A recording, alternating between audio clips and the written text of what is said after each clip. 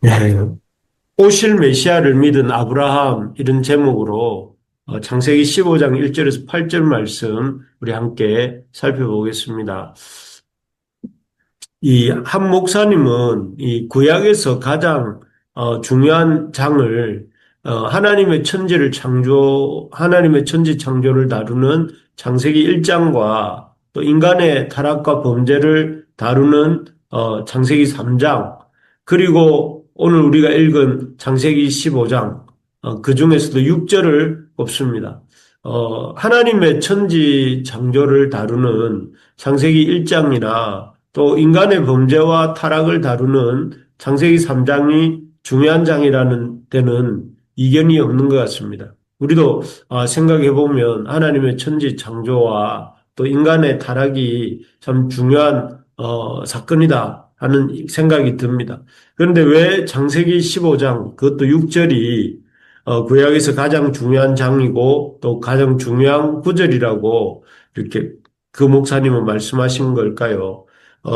창세기 15장 6절을 보면, 이 구절이, 우리 같은 죄인들이 믿음으로 얻게 되는 칭의, 어려운 말로 칭의라고 하고, 또 쉬운 말로 하면 구원의 교리를, 맨 처음으로, 다루고 있기 때문입니다.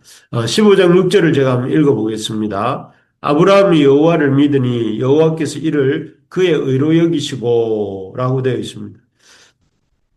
우리가 그제 이렇게 말씀을 나눈 것처럼 이 구절은 어떤 문맥에서 나오는 구절인가 하면 이 아브라함이 14장에 보면 롯을 구출하기 위해 큰 전쟁을 벌입니다. 그때 아브라함이 그래서 이 북방 그 연합군에 끌려가던 롯을 이렇게 포로로 끌려가던 롯을 그 큰 전쟁으로 이렇게 승리하여서 그 롯을 구출하게 되죠.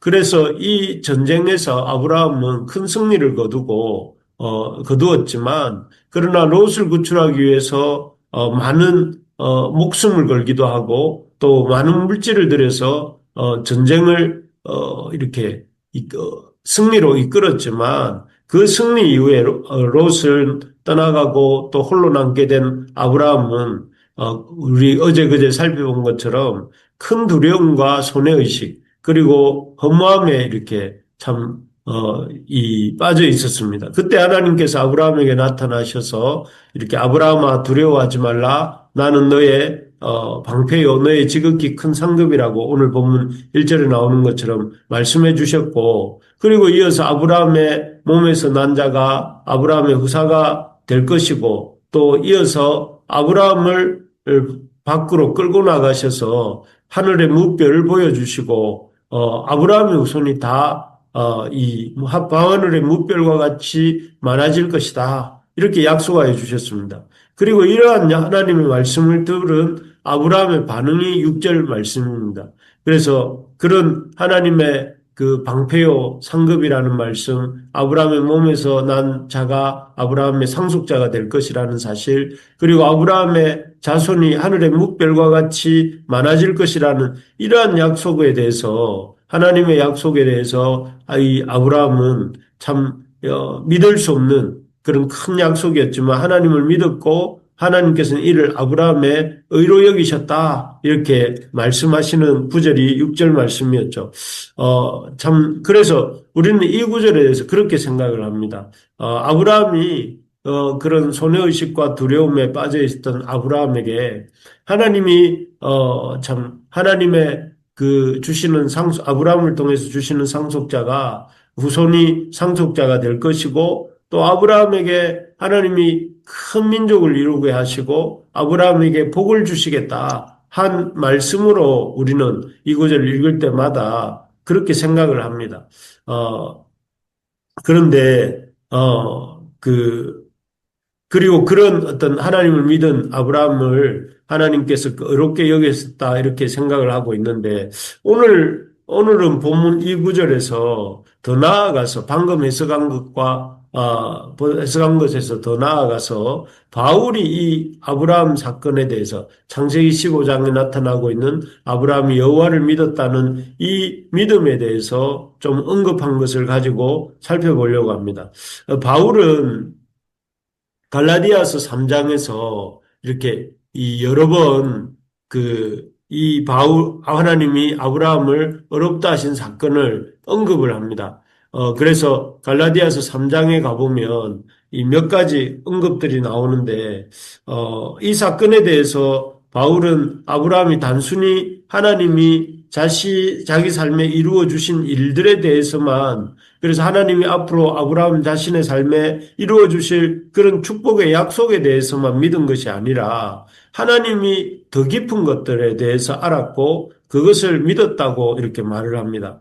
과연 바울이 말하는 이 창세기 15장에 하나님께서 아브라함을 어렵게 여기신 이 믿음은 어떤 믿음이었는가 한번 생각해 보면, 먼저 창세기 15장 6절에 보면 아까도 말씀드렸지만 아브라함이 여호와를 믿으니 여호와께서 이를 그의 의로 여기셨다 이렇게 나오는데, 여기서 아브라함이 여호와를 믿었다고 하는 이 믿음의 내용에 대해서 바울이 이 아브라함의 바울은 이 약속이 아브라함의 개인적인 삶에 대한 것만이 아니라 하나님의 복음에 대한 것이었다 이렇게 말을 합니다. 그래서 갈라디아서 여기 3장 8절 9절을 보시면 이렇게 나옵니다. 3장 8절 9절입니다. 또 하나님이 이방을 믿음으로 말미암아 의로 정하실 것을 성경이 미리 알고 먼저 아브라함에게 복음을 전하되 모든 이방인이 너로 말미암아 복을 받으리라 하였느니라. 그러므로 믿음으로 말미암는 자는 믿음이 있는 아브라함과 함께 복을 받느니라 이렇게 되어 있습니다. 여기에서 바울은 아브라함이 복음에 대해서 이미 알고 있었다 이렇게 말합니다. 그래서 하나님이 이방을 믿음으로 말미암아 의로 정하실 것을 성경이 미리 알고 먼저 아브라함에게 복음을 전했다라고 이렇게 표현을 하고 있습니다. 그래서 아브라함이 전해주시는 그 이 믿음으로 말미암아 어렵다 여기시는 이 복음을 이 아브라함이 하나님을 믿음으로 말미암아 어렵다함을 받았는데, 그렇게 믿음으로 말미암아 어렵다 여기 받는 이 복음을 아브라함이 알기로는 이 믿음으로 말미암아 어렵다함을 받는 이것이 자기에게만 해당되는 것이 아니라 모든 이방인들도 자기와 같이 믿음으로 말미암아 복을 받게 되는 이런 복을 받아 누리게 될 것을 그 복음을 아브라함도 알고 있었다 하는 것입니다. 그래서 아브라함 자신이 후손을 얻고 그 후손이 하늘의 별과 같이 많아지는다는 사실만을 믿었고 그것을 어렵다함을 받은 것이 아니라, 더 나아가 자기뿐 아니라 다른 이방인들도 자신과 똑같이 하나님을 믿는 믿음으로 말미암아 어렵다함을 얻고 구원함을 얻는다 하는 사실을 아브라함이 알았고 믿었다 하는 것입니다. 그래서 이런 면에서 아브라함이 그를 뒤따르는 많은 사람들의 믿음의 조상이 되는 것이죠. 그래서 자신만이 아니라 자신만 하나님을 믿음으로 말미암아 어렵다함을 받는 것이 아니라 모든 다른 이방인들도 하나님을 믿음으로 말미암아 구원함을 얻는다, 어렵다함을 얻는다 하는 것을 알았다는 것이죠. 그래서 아브라함을 포함한 모든 사람이, 아브라함뿐만 아니라 모든 사람이 믿음으로 말미암아 구원, 즉 어렵다함을 받는다는 사실을 이렇게 아브라함이 알았고 또 그것을 이렇게 믿었을 때에 하나님이 그러한 아브라함의 안과 그런 믿음을 의롭게 여기셨다 하는 것입니다.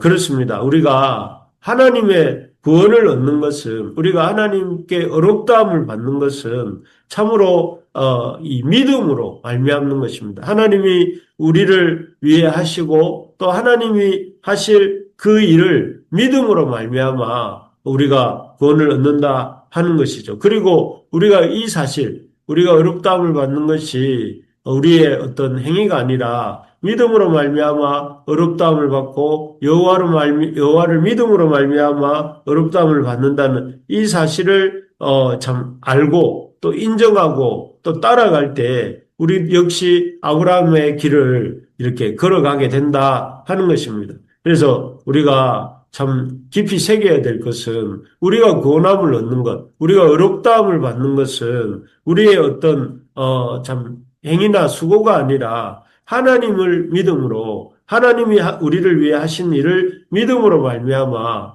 이렇게 어렵다함을 받고 구원함을 얻게 된다 하는 것이 성경이 말하는 한결같은 창세기부터 계시록에 이르기까지 하나님이 우리에게 알려주시는 구원의 이 통로가 된다는 것이죠. 그래서 우리가 이 사실을 힘있게 붙들고 아브라함의 길을 따라서 우리도 참 아브라함이 믿었던 그 하나님이 이 복음 또 우리가 붙들어야 될 그 하나님의 복음이 바로 믿음으로 말미암아 어렵다함을 받는 구원함을 얻는 이 사실이라는 사실을 우리가 힘있게 붙들 수 있기를 바랍니다. 그리고 둘째로 첫째는 아브라함이 믿음으로 말미암아 자신뿐 아니라 모든 이방인들도 어렵다함을 받는다는 것을 안 알았다는 것이라면 그리고 그것을 하나님이 아브라함의 의로 여기셨다면 두 번째로 보면 바울은 아브라함이 알았던 이 복음이 예수 그리스도에 대한 것이었다 하는 것을 이 갈라디아서에서 또 말을 합니다. 여기 갈라디아서 3장 16절을 제가 한번 읽어보겠습니다. 이 약속들은 아브라함과 그 자손에게 말씀하신 것인데 이 창세기 15장에서 주시는 그 약속들을 말하는 것이죠. 이 약속들은 아브라함과 그 자손에게 말씀하신 것인데 여럿을 가리켜 그 자손들이라 하지 아니하시고 오직 한 사람을 가리켜 내 자손이라 하셨으니 곧 그리스도라 이렇게 말을 했습니다. 내 자손이 하늘의 별과 같이 될 것이고 할 때 그 자손이 누군가 그 자손이 여럿을 가리키는 것이 아니라 한 자손을 가리킨다는 것입니다. 그래서 그 자손은 다름 아닌 여기 16절에 말씀하는 것은 바로 그리스도 내 자손 오직 한 사람 내 자손 그리스도다 이렇게 말씀합니다. 물론 하나님이 아브라함의 자손에 대해 말씀하실 때 분명히 많은 자손을 언급하셨습니다. 그러나 그 많은 자손을 통해서 궁극적으로 이 땅에 하나님께서 보내시고자 하셨던 한 자손 그는 누구인가 하면 바로 이렇게 온 땅에 그 메시아로서 그리스도로 오셔야 될 그 바로 예수 그리스도 여자의 후손으로 오셔야 될 그분 그리스도 예수이시다 하는 것이죠. 그렇습니다. 그래서 이 아브라함에게 주셨던 그 많은 후손에 대한 약속이 어디로 모이는가 하면 바로 여자의 후손으로 오실 또 그래서 모든 산자를 이 모든 사람을 살게 만들 그 구원자에 대한 약속으로 모아지는 것이고 그분이 다름 아닌 바로 이 3장 16절에 말하는 것처럼 그리스도다 하는 것이죠. 그래서 요한복음에 보면 요한복음 8장 56절에 보면 예수님이 제자들에게 이런 말씀을 하십니다. 예수님이 제자들에게 하신 말씀은 이 너희 조상 아브라함도 나의 때 볼 것을 즐거워하다가 보고 기뻐하였다 이렇게 하신 것입니다. 우리가 생각할 때는 우리만 예수님을 알고 있는 것 같고 또 우리가 그 아브라함을 몰랐던 예수님을 몰랐을 것 같은 그런 생각이 듭니다. 그런데 예수님도 아브라함이 당신의 때 볼 것을 즐거워하다가 보고 기뻐했다고 말씀합니다. 그래서 예수 그리스도에 대한 약속을 아브라함도 구원자에 대한 약속을 알았고 또 그러한 사실로 인해서 즐거워하기까지 했다라고 한 것입니다. 실제로 아브라함도 그런 자손에 대한 하나님이 주실 구원자에 대한 약속을 마음에 담고 살았다 하는 것입니다. 그래서 이 아브라함뿐만 아니라 구약에 보면 여러 사람들이 오실 메시아에 대해서 하나님이 보내어 주셔서 우리의 구원을 이루실 그 구원자로서의 메시아에 대해서 이렇게 언급하는 부분들이 나오는 것을 보게 됩니다. 예를 들면 아브라함 이후에 그 손자 야곱도 창세기 49장 10절에 보면 오실 메시아에 대해서 이렇게 묘사를 합니다.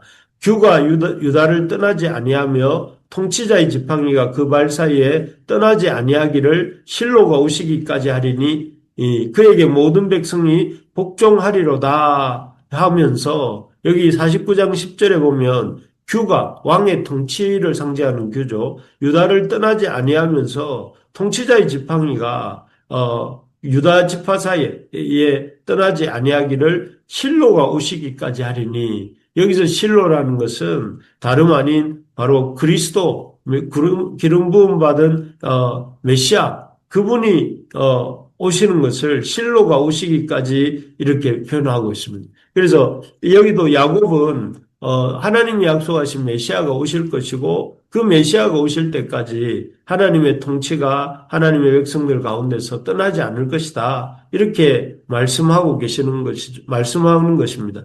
그리고 모세도 이 야곱뿐만 아니라 모세도 신명기 18장 19절에 보면 이 18절입니다. 18절에 보면 뭐라고 되어 있느냐면 내가 그들의 형제 중에서 너와 같은 선지자 하나를 그들을 위하여 일으키고 내 말을 그 입에 두리니 내가 그에게 명령한 것을 그가 무리에게 다 말하리라 이렇게 말을 합니다. 여기에도 보면 모세가 나와 같은 선지자 하나님께서 모세에게 너와 같은 선지자 하나를 그들을 위하여 일으킨다 하셨고 또 그것을 이렇게 이 모세 역시 나와 같은 선지자를 일으키실 것에 대한 믿음을 갖고 말하고 있는 것을 보게 됩니다. 그래서 모세 역시 표현이 조금 다르지만 나와 같은 선지자 이런 그 오실 선지자에 대한 그 오실 선지자로서의 메시아에 대한 약속을 기다리고 있었다 하는 것을 보게 되죠. 그리고 우리가 잘 아는 이사야 선지자도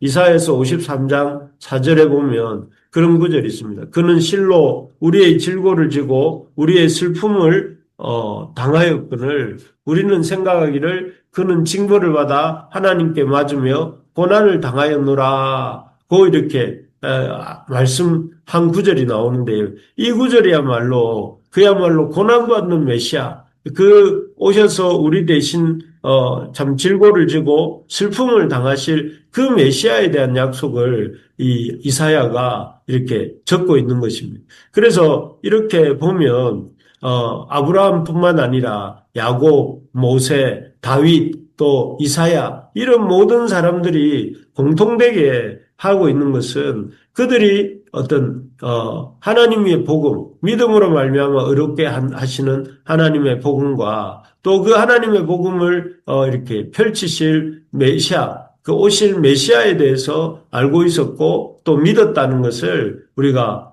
보게 됩니다. 그래서 구약의 인물들이 구원함을 얻는 것은 율법으로 말미암아 구원함을 얻고 신약의 인물들은 예수 그리스도를 믿음으로 말미암아 구원함을 얻는다. 이렇게 생각을 하기 쉬운데 그것이 아니라 구약에도 구약의 하나님의 백성들도 하나님을 믿음으로 말미암아 구원함을 얻었고 그리고 오실 메시아를 알고 있었고 믿었다는 사실을 우리가 보게 됩니다. 그래서 오늘날 우리와 똑같지는 않겠지만 계시의 정도가 우리가 더 밝고 그들이 조금 덜 밝을 수도 있겠지만 그러나 동일한 원리 메시아를 믿음으로 말미암아 그 우리가 구원함을 얻는다 하는 것을 이 구약 백성이나 오늘날 우리나 동일하다 하는 것입니다. 그래서 우리가 신구약 성경이 공통되게 우리에게 알려주는 것은 모든 사람이 구원함을 얻는 것은